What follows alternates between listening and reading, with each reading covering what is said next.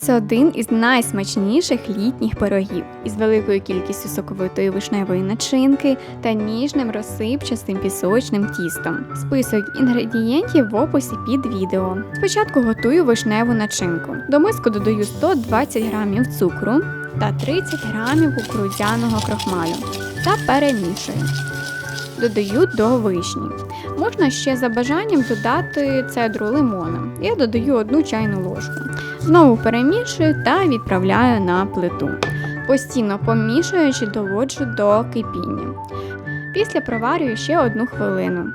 Намагайтеся перемішувати начинку обережно, щоб не пошкодити вишні. Тоді вони залишаються цілими і начинка в пирозі виглядає особливо апетитно. Начинку перекладаю у ширшу ємність та накриваю харчовою плівкою в контакт. Відставляю в сторону до повного охолодження. А тим часом готую тісто. В невелику миску вбиваю 1 яйце. Додаю звичайний цукор, ванільний цукор та дрібку солі. Перемішую вінчиком. Всі інгредієнти для приготування пісочного тіста завжди мають бути холодними. В глибоку миску просію 300 г борошна та 1 чайну ложку розпушувача і порізане на маленькі кубики масла. Перетираю в крихту.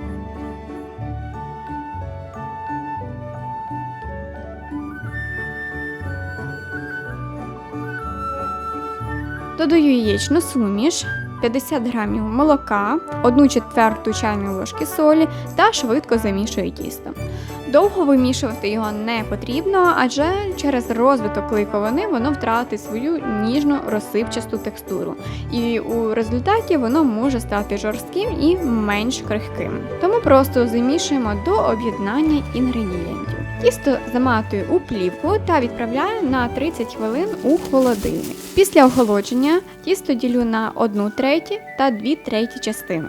Менший шматок пізніше використаю для декорації пирога, тому поки знову відкладаю в холодильник. Більший шматочок тіста розкачую приблизно в 2-3 мм.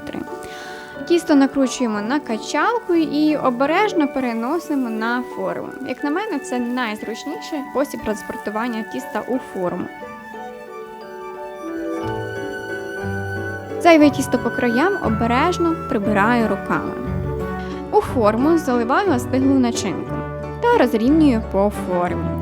Далі дістаю з холодильника менший шматок тіста та точно так само розкачую. Нарізаю тісто на смужки та викладаю у вигляді решітки.